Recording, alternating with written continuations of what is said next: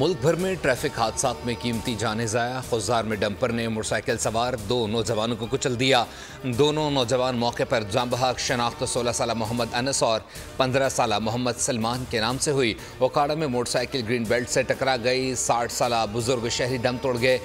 रायविंड में मोटरसाइकिल को हादसा, खातून गिरकर जाँ बहक। हरिपुर में खानपुर डैम में नहाते हुए नौजवान डूबकर जाँ बहक। मुतवफ़्फ़ी को हाट का रिहायशी था जो अपने दोस्तों के हमरा खानपुर डैम सैर के लिए आया था।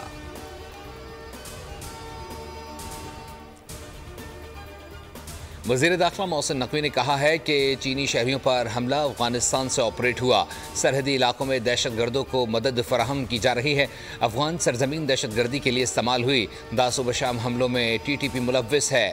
मामला अफगान अबूरी हुकूमत के साथ उठाया है। लाहौर FIA दौरे के मौके पर एक प्रेस कॉन्फ्रेंस में बताया कि चीनी बाशिंदों पर हमले के लिए TTP को इस्तेमाल किया गया, जिसमें अफगानिस्तान मुलव्विस है।